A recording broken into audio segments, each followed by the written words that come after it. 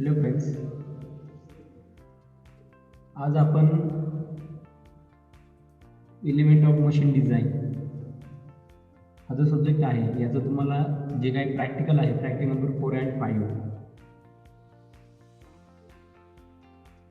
ते जे प्रॅक्टिकल आहे प्रॅक्टिकल नंबर 4 and 5 त्याचं जे हेडिंग आहे practical name design and draw the joint used in bicycle pedal, bicycle chain, tractor trolley, rail wagon, coaches and similar component and verify the dimensions. म्हणजे आपल्याला design करायचं आहे आणि draw करायचं आहे एक जॉईंट जो बायसिकल पेडलमध्ये यूज वगैरे केला जातो. जसं बायसिकल पेडलमध्ये एक क्वार्टर जॉईंट हा यूज केला जातो. म्हणजेच आपण या ठिकाणी क्वार्टर जॉईंटचं डिझाईन आपण त्याचं डिझाईन करायचं आहे. तसंच त्याचे जे ड्रॉइंग सुद्धा तुम्हाला काढायचे आहे. तर क्वार्टर जॉईंटचं डिझाईन कसं करायचं तर ते आपण या ठिकाणी पाहूया.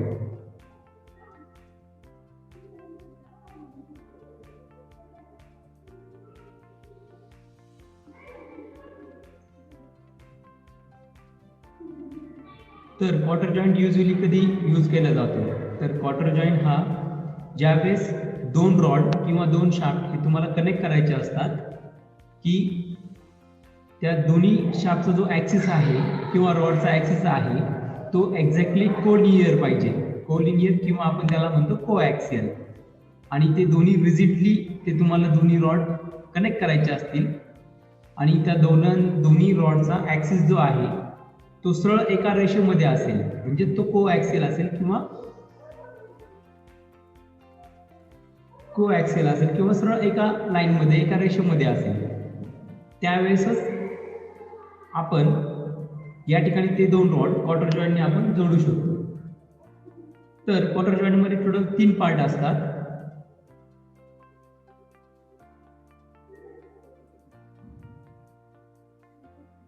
पहिला पार्ट असतो सॉकेट. तो सॉकेट असतो सपोज आपल्याला जे दोन रॉड जर कनेक्ट करायचे आहेत त्या दोन्ही रॉडचा जो डायमीटर आहे तो D आहे. त्यानंतर या ठिकाणी दिसतोय स्मॉल d लेटर, हे आपण सिम्बॉल यूज करतोय डायमीटर ऑफ रॉड. आणि ते जे रॉड आहे त्या रॉडवरती जो फोर्स येणार आहे टेन्साईल फोर्स असेल किंवा कॉम्प्रेसिव्ह फोर्स देखील ते दोन रॉड कॅरी करू शकतात. म्हणजेच आपला जो क्वार्टर जॉईंट आहे त्यावरती टेन्साईल लोड किंवा कॉम्प्रेसिव्ह लोड हा येऊ शकतो जर आपण त्या लोडसाठी सिम्बॉल यूज केलेला आहे P. त्यानंतर ते जे दोन रॉड आहे त्या दोन्ही रॉडचा डायमीटर हा सेम असणार आहे. या ठिकाणी तुम्हाला दोन रॉड दिसत आहेत.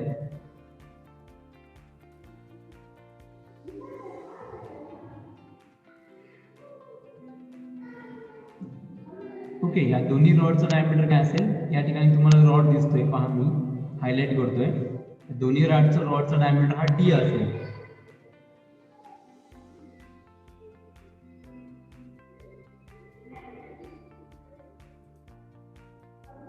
ओके, त्यानंतर नेक्स्ट या ठिकाणी तुम्हाला जो सॉकेट आहे त्याचा जो आउटर डायमीटर आहे त्यासाठी आपण D हा सिम्बॉल यूज करतोय. या ठिकाणी दिसतोय सॉकेट, तो पिंक कलरच्या हॅचिंगने दाखवलेला आहे. म्हणजे त्या सॉकेटसाठी आपण D1 हा सिम्बॉल घेतलेला आहे. त्या सॉकेटचा आउटर डायमीटर असेल D1 आणि त्या सॉकेटचा इनर डायमीटर जो आहे तर त्या सॉकेटचा आउटर डायमीटर या ठिकाणी दिसतोय तो असेल D1 आणि जो इनर डायमीटर असेल त्यासाठी आपण स्मॉल लेटर यूज करणार आहोत. तर इनर डायमीटर जो आहे त्या सॉकेटच्या आतमधला तो असेल स्मॉल d1. तर कॅपिटल D1 हा सिम्बॉल आपण सॉकेटच्या आउटर डायमीटर साठी यूज करतोय आणि स्मॉल d1 हा सिम्बॉल आपण सॉकेटचा इनर डायमीटर असेल त्यासाठी आपण यूज करतोय. तसंच म्हणजे या ठिकाणी सॉकेट एक असेल, या सॉकेटमध्ये स्लॉट असेल आणि जो स्लॉट जो आहे त्या स्लॉटमध्ये आपण या ठिकाणी दुसरा जो पार्ट आहे क्वार्टर ती इन्सर्ट करणार आहोत. तर त्या क्वार्टरला टेपर प्रोव्हाइड केलेला असतो. तो एकतर एका साईडला प्रोव्हाइड केला असेल किंवा बोथ साईडला प्रोव्हाइड केलेला असेल. तर तो जो टेपर आहे, तो टेपर जो प्रोव्हाइड केलेला असतो त्याची, त्यामुळे त्या क्वार्टरची जी विड्थ आहे ती टॉप कडून बॉटम कडे जाताना ती विड्थ काय होते, कमी कमी होत जाते. आणि त्याची जी मीन विड्थ आहे ती आहे बी. बी ही मीन विड्थ असेल. या ठिकाणी तुम्हाला मिडलला दिसते मीन विड्थ, ती बी असेल. म्हणजे हा दुसरा पार्ट असतो क्वार्टर जॉइंट मध्ये. त्यानंतर तिसरा जो पार्ट आहे त्याला आपण म्हणतो स्पायगॉट. म्हणजे तो जो स्पायगॉट आहे तो एक्झॅक्टली जो या ठिकाणी सॉकेट दिसतीये त्या सॉकेट मध्ये आतमध्ये जे काय हॉलो पोर्शन आहे त्या हॉलो पोर्शन मध्ये तो स्पायगॉट आपल्याला इन्सर्ट करायचा आहे. आणि तो स्पायगॉट हा सॉकेट मध्ये गेल्यानंतर सॉकेटमध्ये जो स्लॉट आहे रेक्टँग्युलर स्लॉट, तसंच स्पायगॉटमध्ये जो रेक्टँग्युलर स्लॉट आहे ते दोन्ही स्लॉट तुम्हाला मॅच करून घ्यायचे. आणि दोन्ही स्लॉट मॅच केल्यानंतर त्या ठिकाणी आपल्याला या ठिकाणी क्वार्टर ही इन्सर्ट करायची असते. तर या ठिकाणी जो स्पायगॉट आहे, जो मधला पोर्शन या ठिकाणी दिसतोय तुम्हाला हॅचिंग लाईननी, जी बॉटल ग्रीन कलरची जी हॅचिंग लाईन त्या ठिकाणी दिसत आहे. तर या ठिकाणी जो स्पायगॉट आहे त्याचा आउटर डायमीटर असेल D1 आणि त्या सॉकेटची जी कॉलर आहे, सॉरी स्पायगॉटची जी आउटर डायमीटर आहे तो आहे D1 आणि तो स्पायगॉटचा जी काही कॉलर आहे त्याचा आउटर डायमीटर असेल स्मॉल D2. समजतंय? त्यानंतर नेक्स्ट ती जी कॉलर आहे स्पायगॉटची जी कॉलर आहे त्याची थिकनेस असेल T1, त्याची थिकनेस असेल T1 आणि त्या कॉलरचा डायमीटर असेल आउटर डायमीटर D2. त्यानंतर या ठिकाणी जो स्पायगॉट आहे त्याला देखील कॉलर आहे, तसंच जी सॉकेट आहे त्या सॉकेटला देखील काय असेल, कॉलर असेल. या ठिकाणी दिसतंय सॉकेट कॉलर. मग ती सॉकेटची जी कॉलर आहे त्यामध्ये जो स्लॉट एंड ज्या ठिकाणी होतो तो स्लॉट एंड आणि सॉकेटची कॉलर ज्या ठिकाणी एंड होते त्या दोघांमधलं जे अंतर आहे ते या ठिकाणी, त्यासाठी आपण C हा सिम्बॉल या ठिकाणी यूज केलेला आहे. तसंच ही जी सॉकेट आहे, सॉकेटची जी कॉलर आहे त्याचा जो डायमीटर आहे आउटर डायमीटर तो असेल D2, कॅपिटल D2. म्हणजे कॅपिटल D1 हे असेल सॉकेटचा आउटर डायमीटर आणि सॉकेट कॉलरचा आउटर डायमीटर असेल कॅपिटल D2 आणि कॅपिटल D1 हा असेल सॉकेटचा आउटर डायमीटर आणि सॉकेट कॉलरचा असेल D2 आणि सॉकेट कॉलरचा सॉकेटचा इनर जो डायमीटर आहे सॉकेटचा तो असेल D1, जसं या ठिकाणी दाखवलंय. ओके. त्यानंतर नेक्स्ट या ठिकाणी C थिकनेस सुद्धा तुम्हाला मी सांगितलेली आहे. त्यानंतर B काय असेल, मीन विड्थ ऑफ कॉलर. त्यानंतर T ही असेल थिकनेस ऑफ क्वार्टर. म्हणजे या ठिकाणी जी क्वार्टर आहे त्या क्वार्टरची थिकनेस असेल T. त्यानंतर या ठिकाणी जी लेंथ आहे क्वार्टरची दिसते, या ठिकाणी क्वार्टर जी आहे त्या क्वार्टरची लेंथ असेल L. त्यानंतर या ठिकाणी अजून एक डायमेन्शन दिलेलं आहे A. म्हणजे हे जे A डायमेन्शन आहे ते डायमेन्शन घ्यायचं आहे आपल्याला between the end of slot. म्हणजे जो स्लॉट आहे स्पायगॉट मध्ये ज्या ठिकाणी तो स्लॉट थांबतो तर तो सरफेस ते हा स्पायगॉट ज्या ठिकाणी एंड होतो तर तिथपर्यंत जे अंतर आहे ते आहे, ते जे डिस्टन्स आहे त्याला आपण A हा सिम्बॉल दिलेला आहे. त्यानंतर नेक्स्ट आपण या ठिकाणी सिग्मा टी घेणार आहोत. सिग्मा टी म्हणजे आपण जे या ठिकाणी मटेरियल यूज केलेलं आहे, ज्या मटेरियल पासून क्वार्टर जॉइंट बनलेला आहे त्याचं जी काही परमिसिबल किंवा अलाउएबल शिअर स्ट्रेस असेल इन टेन्शन ते आपण घेतलेले आहे. सिग्मा सी परमिसिबल कॉम्प्रेसिव्ह और crushing stress for that material. त्यानंतर या ठिकाणी टाऊ हा दिलेला असेल. टाऊ म्हणजे परमिसिबल शिअर स्ट्रेस हा देखील तुम्हाला दिलेला असेल.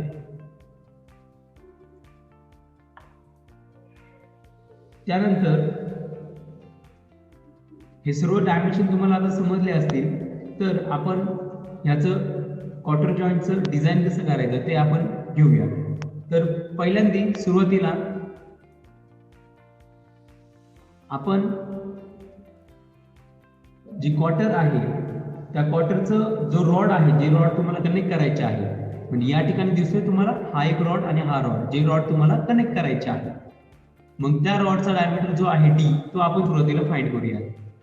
तर त्या रॉडचा जो डायमीटर आहे, म्हणजे तो जो रॉड आहे त्याच्यावरती टेन्साईल फोर्स आल्यामुळे तो त्या ठिकाणी फेल होतोय. या ठिकाणी तुम्हाला दिसतंय फेल झाल्यानंतर त्याचा क्रॉस सेक्शन एरिया सर्क्युलर दिसेल, ज्याचं की डायमीटर असेल डी. मग तो जो रेजिस्टिंग एरिया असेल, तर तो रेजिस्टिंग एरिया तुम्हाला मिळेल A is equal to resisting area, that is A is equal to pi by 4 into d square. मग हा जो रेजिस्टिंग एरिया आहे, समजतंय? म्हणजे या ठिकाणी तुम्हाला क्वार्टर जॉईंट दिसतोय, त्या क्वार्टर जॉईंट वरती आपण टेन्साईल फोर्स एक्झर्ट केला. तो टेन्साईल फोर्स P हा एक्झर्ट केल्यानंतर तो जो रॉड आहे त्याचं जर आपण फेल्युअर जर घडलं तर ते कशाने होईल, तर ते टेन्साईल लोडमुळे होईल आणि त्या रॉडमध्ये टेन्साईल स्ट्रेस तयार होईल. तर तो रेजिस्टिंग एरिया आहे, तर तो रेजिस्टिंग एरिया आपण फाइंड आउट करूया. तर या ठिकाणी जर तो रॉड फेल झाला तर त्या ठिकाणी तुम्हाला त्याचा क्रॉस सेक्शन एरिया हा सर्क्युलर दिसेल. मग त्याचा डायमीटर डी असेल, तर तुम्हाला तो एरिया मिळेल A is equal to pi by 4 into d square. तर या ठिकाणी टेन्साईल स्ट्रेस तयार होईल. तर टेन्साईल स्ट्रेसचा फॉर्म्युला आपण घेऊया, sigma T is equal to tensile load upon cross sectional area. तर या ठिकाणी क्रॉस सेक्शन एरिया जर पुटअप केलं तर आपल्याला मिळेल sigma T is equal to P upon pi by 4 into D square. तर या फॉर्म्युल्यावरून आपण तुम्हाला गिव्हन डेटामधून सिग्मा टी दिलेला असतो, परमिसिबल शिअर स्ट्रेस हा तुम्हाला माहित असेल. तसंच या ठिकाणी जो लोड आहे, जो रॉडवरती येणार आहे टेन्साईल लोड, तो देखील तुम्हाला इथे माहित असेल. तर या फॉर्म्युल्यावरून आपण काय फाइंड करू शकतो, डायमीटर ऑफ रॉड, तो या ठिकाणी मिळून जाईल आपल्याला डी. त्यानंतर नेक्स्ट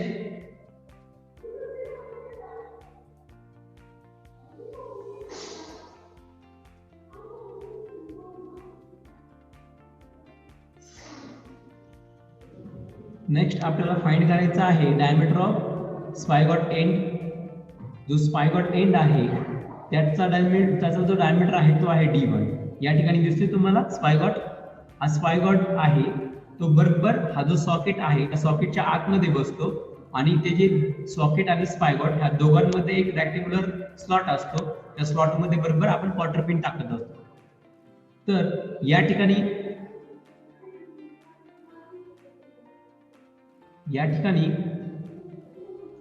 आपण जो सॉकेट म्हणजे हा जो क्वार्टर जॉईंट आहे यावरती ज्यावेळेस टेन्साईल लोड आपण ऍक्ट करतो त्यावेळेस काय होतं की तो जो सॉकेट आहे त्या सॉकेटचा जो लोड असेल टेन्साईल लोड दिसतंय या ठिकाणी रेड कलरने मी तुम्हाला दाखवतोय. तो जो लोड आपण सॉकेटवरती अप्लाय झाला आणि त्या सॉकेटमध्ये क्वार्टर असेल त्यामुळे तो सॉकेट त्या क्वार्टरला डाव्या साईडला ओढेल. दिसतंय या ठिकाणी सॉकेट जी काही क्वार्टर आहे त्या क्वार्टरला डाव्या साईडला ओढेल आणि या ठिकाणी जो स्पायगॉट आहे तो उजव्या साईडला ओढला जातोय. दिसतंय या ठिकाणी. तर या ठिकाणी जो स्पायगॉट आहे तो या ठिकाणी क्रॅक होताना दिसतोय. म्हणजे त्याचं जर फेल्युअर झालं तर ते फेल्युअर कशाने होईल, टेन्साईल लोडमुळे होईल.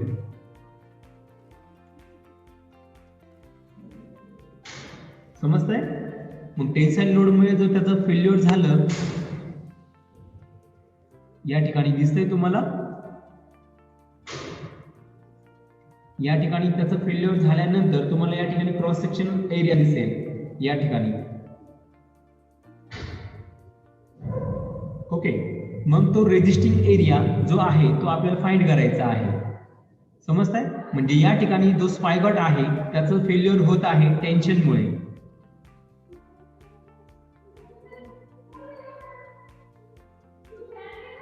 तर या ठिकाणी रेजिस्टिंग एरिया जर आपण फाइंड केला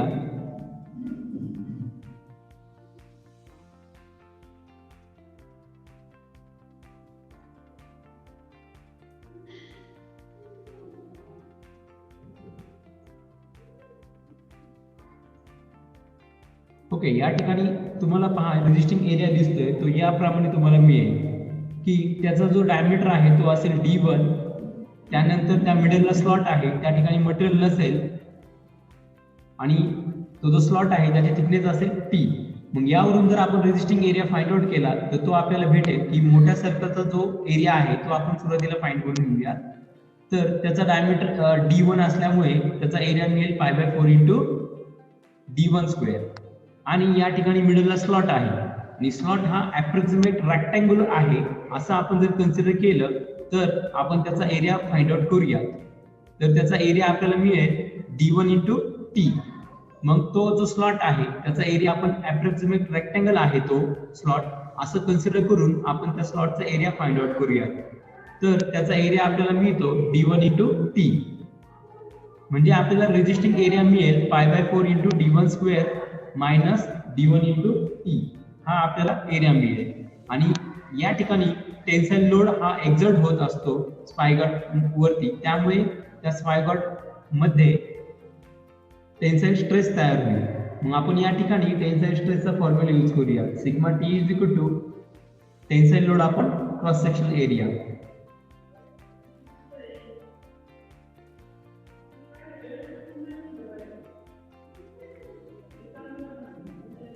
तर आपल्याला फायनली या ठिकाणी जर क्रॉस सेक्शन एरिया आपण पुटअप केला तर आपल्याला फायनली मिळेल sigma T is equal to force P upon π/4 into D1 square minus D1 T. तर ह्या फॉर्म्युलामध्ये आपल्याला सिग्मा T हा माहित असतो, त्यानंतर P हा सुद्धा आपल्याला गिवन दिलेला असतो आणि T जो आहे वॉटरची थिकनेस ती सुद्धा जर आपल्याला गिवन असेल तर आपण यामधून D1 म्हणजे डायमीटर ऑफ स्पायगॉट, तो D1 आपण या ठिकाणी फाइंड करू शकतो.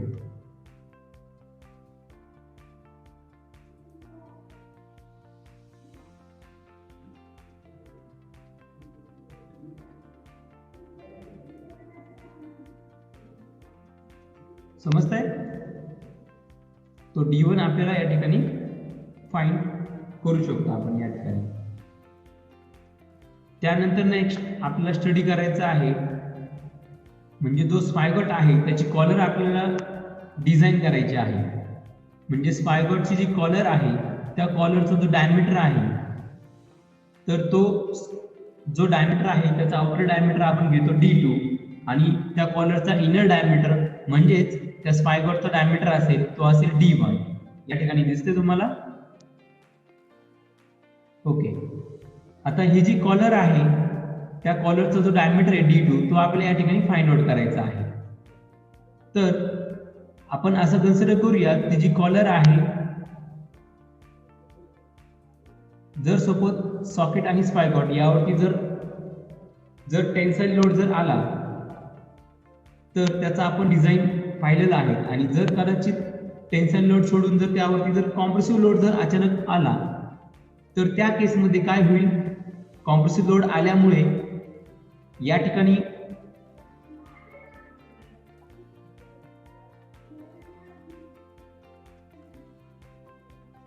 हा तुम्हाला एक मी व्हिडिओ दाखवतो की त्यामुळे तुमची आयडिया एक्झॅक्टली क्लिअर होईल.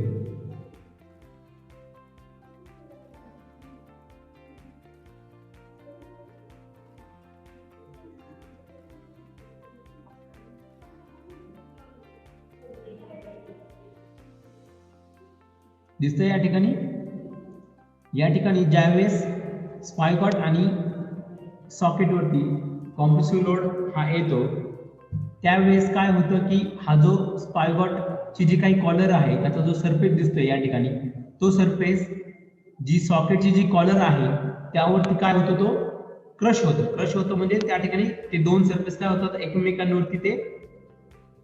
एकमेकांवरती ते फोर्स एक्झर्ट करतात, कॉम्प्रेसिव्ह फोर्स एक्झर्ट करतात. समजतंय? ही जी सॉकेटची कॉलर आहे त्याचा सरफेस आणि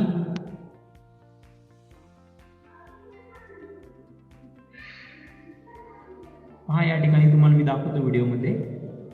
हा जो सरफेस आहे हा सरफेस आहे स्पायगॉटच्या कॉलरचा, त्यानंतर हा जो सरफेस आहे सॉकेटच्या कॉलरचा. दोन्ही सरफेस काय होतात? एकमेकांमध्ये टच होतात आणि त्या ठिकाणी कॉम्प्रेसिव्ह फोर्स हा ऍक्ट होत असतो.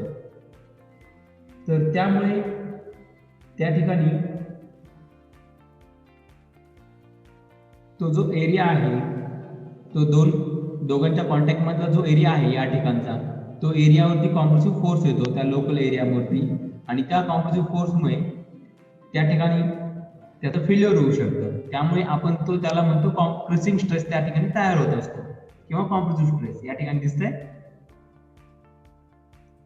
तर आपण त्या ठिकाणी त्याचा एरिया फाइंड आउट करून म्हणजे तो जो रेजिस्टिंग एरिया असणार आहे तो आपण फाइंड आउट करूयात आणि त्यामध्ये जो कॉम्प्रेसिव्ह स्ट्रेस तयार होतो किंवा प्रेसिंग स्ट्रेस तयार होतो मग त्याचाही फॉर्म्युला आपण त्या ठिकाणी वापरणार आहोत तो डायमीटर फाइंड आउट करण्यासाठी. डायमीटर ऑफ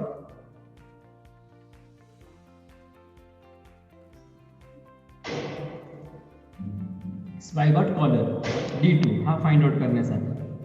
तर या ठिकाणी पहा तुम्हाला हे जो रेड एरिया दिसतोय जो क्रश होणार आहे ज्याच्यावरती कॉम्प्रेसिव्ह स्ट्रेस येणार आहे.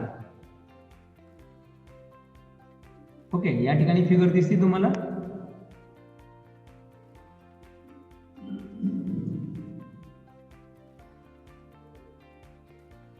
या ठिकाणी त्याचा आउटर डायमीटर असेल D2 इनर डायमीटर असेल D1.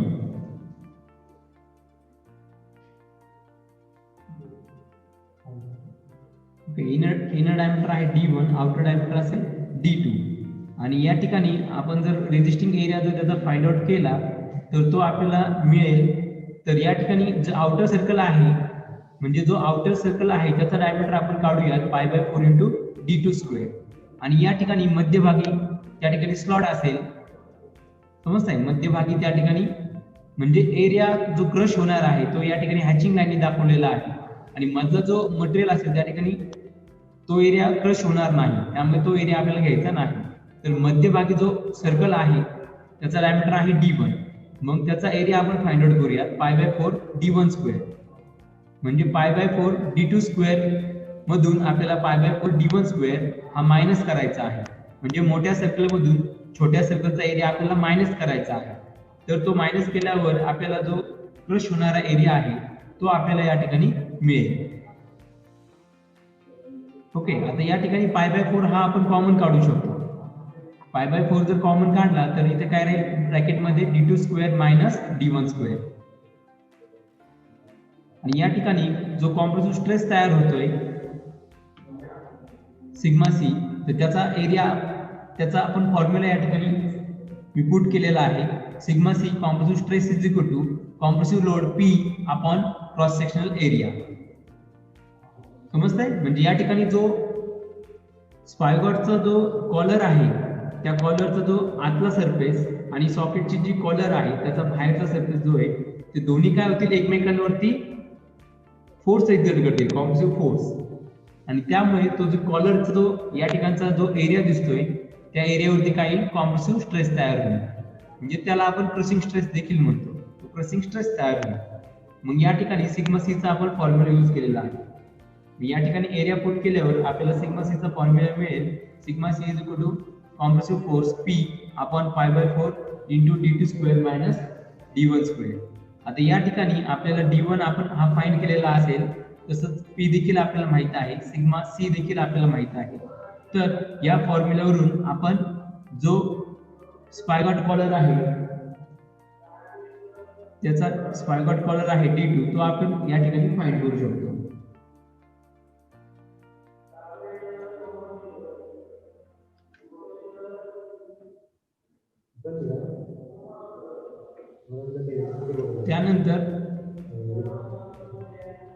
त्यानंतर नेक्स्ट आपल्याला जो नेक्स्ट पुढचं जे डिझाइन करायचं आहे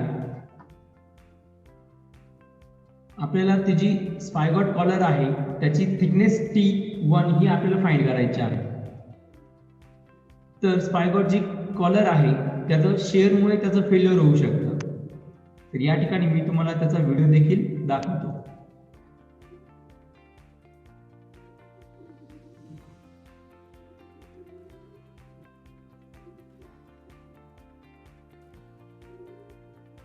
या ठिकाणी ज्यावेळेस कॉम्प्रेसिव्ह फोर्स अप्लाय होईल त्यावेळेस ही जी कॉलर आहे स्पायगॉटची ती कॉलर या ठिकाणी जो गॅप आहे दिसतोय सॉकेटच्या आतमध्ये जो स्लॉट आहे त्या स्लॉटमध्ये थोडीशी इथे जागा आहे ज्याच्यामध्ये स्पायगॉट हा आतमध्ये अजून जाऊ शकतो. ज्यावेळेस या ठिकाणी कॉम्प्रेसिव्ह फोर्स येतो त्यावेळेस काय होतो हा स्पायगॉट हा स्लॉट आहे या ठिकाणी आतमध्ये जाईल आणि या ठिकाणी ती कॉलर काय होईल तुटली जाईल. दिसतंय या ठिकाणी रेड कलर ज्या ठिकाणी ती तुटलेली आहे. इमॅजिन होत आहे म्हणजे या ठिकाणी काय होत आहे की जी कॉलर आहे त्याचं फेल्युअर होते बाय शेअरिंग किंवा शेअरमुळे त्याचं फेल्युअर होत आहे.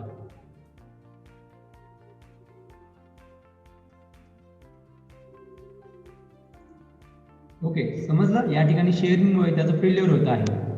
आणि या ठिकाणी जो स्पायगॉट आहे त्याचा डायमीटर असेल D1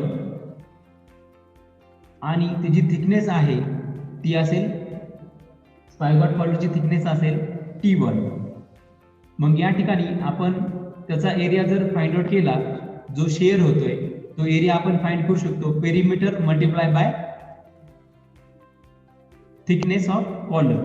जर ती पेरिमीटर आहे स्पायगॉट जो आहे त्या स्पायगॉटचं डायमीटर D1 आहे मग स्पायगॉटची पेरिमीटर येईल पाय इंटू D1 आणि थिकनेस जी आहे कॉलरची ती असेल T1. मग या ठिकाणी आपल्याला शेअर एरिया मिळेल आणि हा जो एरिया आहे या ठिकाणी शेअर स्ट्रेस तयार होतोय तर शेअर स्ट्रेसचा आपण फॉर्म्युला या ठिकाणी अप्लाय करूया. तर तो फॉर्म्युला आहे tau is equal to P/A. तर या ठिकाणी शेअर एरिया आपण पुटअप केल्यावर आपल्याला मिळेल टाऊ इज इक्वल टू P/पाय इंटू D1 इंटू T1. तर या ठिकाणी आपल्याला शेअर स्ट्रेस परमिसिबल दिलेला असेल तसंच या ठिकाणी आपल्याला जो लोड आहे टेन्साइल लोड जो त्या स्पायगॉट वरती आहे तो टेन्साइल लोड या ठिकाणी शियर लोड म्हणून या ठिकाणी कॉलर वरती तो ऍक्ट करेल तो देखील आपल्याला माहित असेल. तसंच या ठिकाणी आपण D1 सुद्धा फाइंड केलेला आहे. तर या फॉर्म्युलावरून आपण T1 म्हणजे थिकनेस ऑफ स्पायगॉट कॉलर ती आपण फाइंड करू शकतो. त्यानंतर नेक्स्ट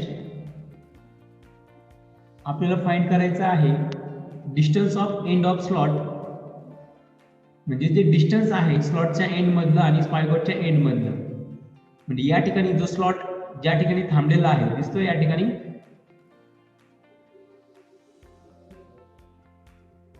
म्हणजे ह्या स्पायगॉट मधला जो स्लॉट आहे तो इथपर्यंत आहे. त्यानंतर जो स्पायगॉटचा एंड या ठिकाणी झालेला आहे. ह्या दोघांमधलं जे अंतर आहे ते ए डिस्टन्स आपल्याला फाइंड करायचं आहे. समजतंय हे जे डिस्टन्स आहे ते सपोज ए जर असेल तर ते डिस्टन्स आपल्याला या ठिकाणी फाइंड करायचं आहे.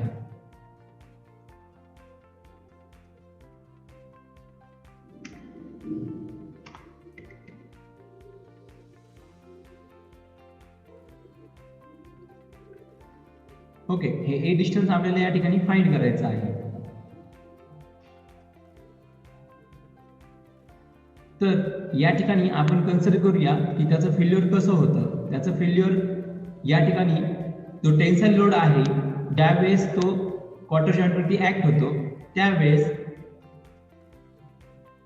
या ठिकाणी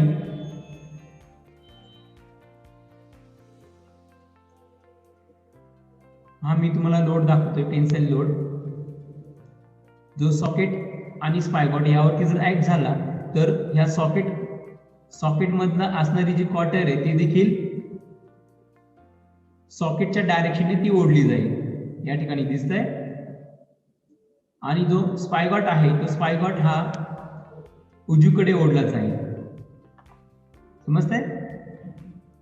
तर या ठिकाणी तो एक्झॅक्टली मिडल या ठिकाणी काय होईल तो फेल होईल. त्याचं फेल्युअर या ठिकाणी दाखवलेलं आहे दिसतंय.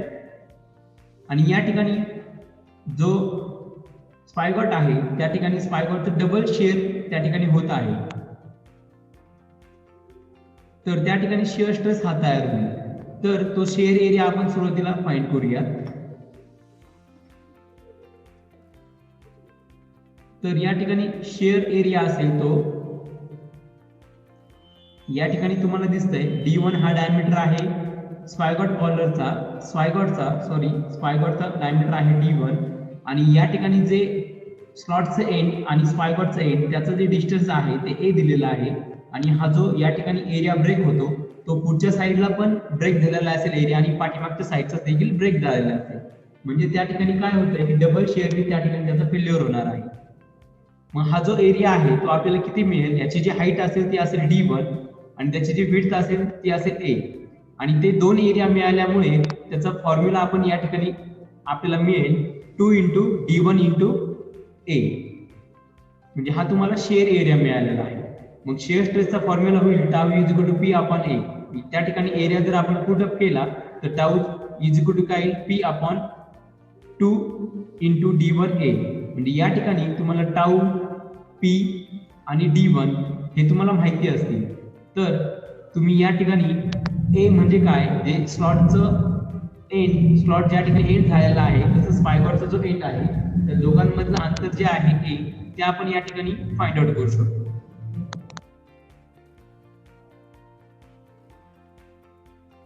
त्यानंतर आपण फाइंड आउट करणार आहोत आउटसाइड डायमीटर ऑफ सॉकेट.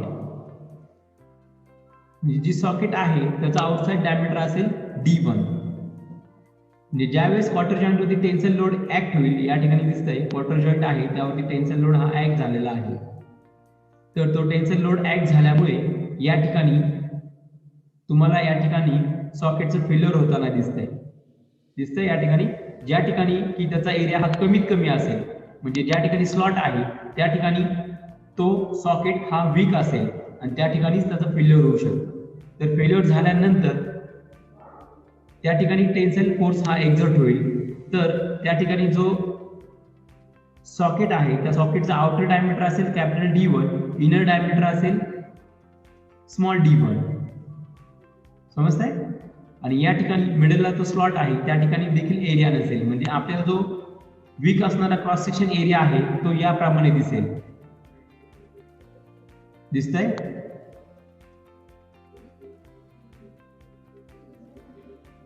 त्याचा वाटल्यास मी तुम्हाला व्हिडिओ देखील दाखवतो.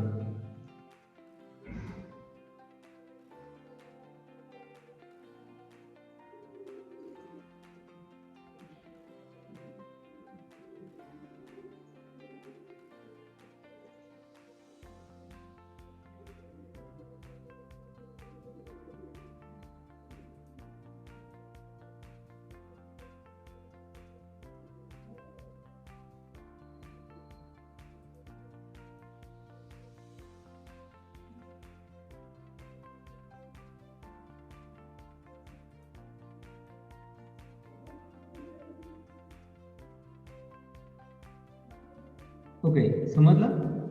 त्यानंतर त्या ठिकाणचा रेजिस्टिंग एरिया आपल्याला फाइंड आउट करायचा आहे. तर रेजिस्टिंग एरियासाठी आपण पहिल्यांदा आउटर सर्कल घेऊयात. आउटर सर्कलचा डायमीटर आहे कॅपिटल D1.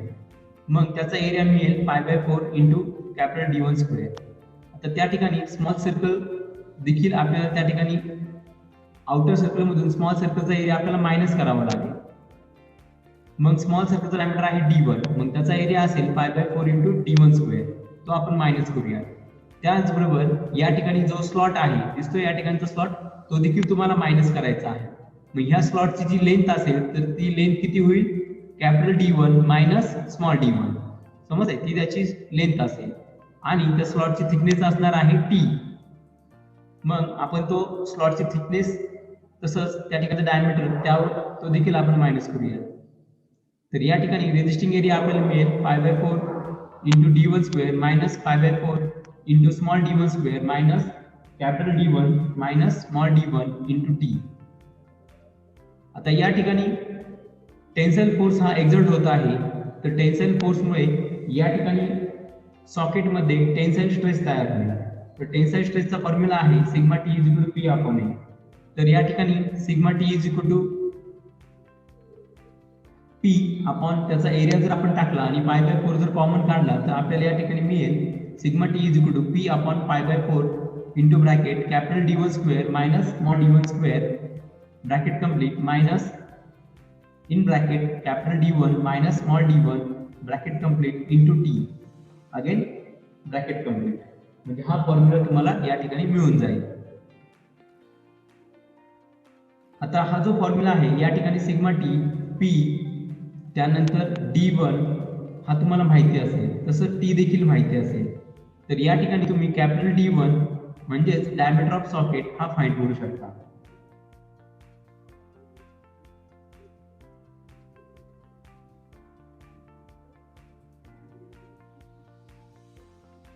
त्यानंतर नेक्स्ट आपल्याला फाइंड करायचा आहे diameter of socket collar D2. Socket कॉलरचा जो डायमीटर आहे D2 तो आपल्याला फाइंड करायचा आहे. तर या ठिकाणी ज्यावेळेस सॉकेट आणि स्पायगॉट यावरती टेन्शन लोड येतो, तर त्या ठिकाणी जो स्लॉट असतो तो स्लॉट थोडासा आपण जास्त साईजचा बनवलेला असतो आणि त्या स्लॉट मध्ये आपण या ठिकाणी क्वार्टर ही इन्सर्ट करणार आहोत. म्हणजे या ठिकाणी तुम्हाला स्लॉट आणि जी कॉलर आहे सॉकेटची त्या ठिकाणी थोडा गॅप दिसतोय, बरोबर. आणि ज्यावेळेस या ठिकाणी दिसतोय तुम्हाला सेकंड फिगर पहा, या ठिकाणी जी क्वार्टर आहे त्या क्वार्टरचा हा वाला सरफेस जो तुम्हाला मी या ठिकाणी रेड रेक्टँग्युलर दाखवलेला आहे दिसतोय, हा तो सरफेस आणि ही सॉकेटची जी कॉलर आहे त्या कॉलरचा जो स्लॉट मधला जो आतील सरफेस या ठिकाणचा दिसतोय, जो रेड कलरचा मी दाखवलेला आहे, हे दोन सरफेस काय होतात, एकमेकांच्या कॉन्टॅक्ट मध्ये येतात. दिसतंय हे दोन सरफेस, समजताय, हे जे दोन सरफेस आहेत ते एकमेकांच्या कॉन्टॅक्ट मध्ये येतात आणि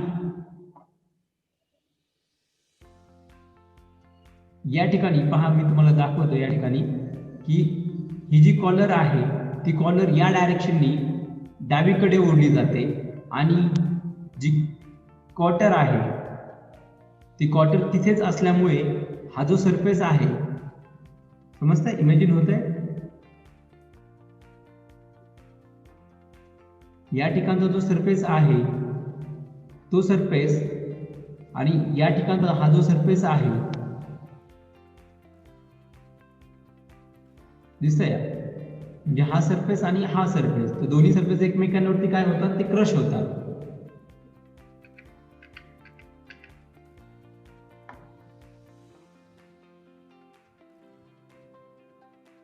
आणि क्रश झाल्यामुळे त्याचं फेल्युअर होतं. या ठिकाणी तुम्हाला दिसतंय की दोन पहा, ज्यावेळेस तो टेन्साईल फोर्स एक्झर्ट होतो त्यावेळेस तो एरिया काय होईल, एकमेकांवरती क्रश होईल, त्या ठिकाणी क्रशिंग स्ट्रेस किंवा कॉम्प्रेसिव्ह स्ट्रेस तयार होईल. मग तो या ठिकाणी एरिया मी दाखवलेला आहे. मग त्याचा आउटर डायमीटर असेल D2, इनर डायमीटर असेल D1 आणि त्याची थिकनेस असेल T. तर यावरून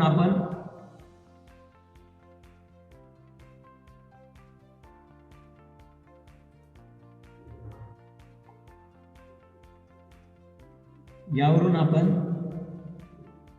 या ठिकाणी जो क्रशिंग स्ट्रेस तयार होतोय तो क्रशिंग एरिया आपण फाइंड करू शकतो. क्रशिंग एरिया आपल्याला मिळेल तो हॅचिंग लाईन या ठिकाणी दाखवलेला आहे. तर या ठिकाणी त्या क्रशिंग एरियाची आपण लेंथ अगोदर काढूया. तर त्याची लेंथ किती असेल, D2 मायनस D1. तर D2 म्हणजे कॅपिटल D2 हा आउटर डायमीटर असेल, D1 म्हणजे इनर डायमीटर असेल. म्हणजे ती आपल्याला लेंथ मिळाली आणि त्याची जी थिकनेस आहे त्या स्लॉट तो जो क्रश होणारा हॅचिंग एरियाची जी थिकनेस आहे ती असेल T. मग ती थिकनेसने आपण ह्याला जर मल्टिप्लाय केलं तर आपल्याला क्रशिंग एरिया मिळेल D2 minus D1 into T. तर या ठिकाणी कॉम्प्रेसिव्ह स्ट्रेसचा जो फॉर्म्युला आहे किंवा क्रशिंग स्ट्रेसचा फॉर्म्युला आहे P अपॉन A. मग त्या ठिकाणी एरिया जर आपण पुट केला तर आपल्याला फॉर्म्युला मिळेल sigma C is equal to P upon bracket मध्ये D2 minus D1 bracket complete into T. या ठिकाणी आपल्याला D1 त्यानंतर T त्यानंतर P त्यानंतर सिग्मा C ही जे व्हॅल्यू माहित असतील तर आपण या ठिकाणी डायमीटर ऑफ सॉकेट कॉलर ही फाइंड करू शकतो.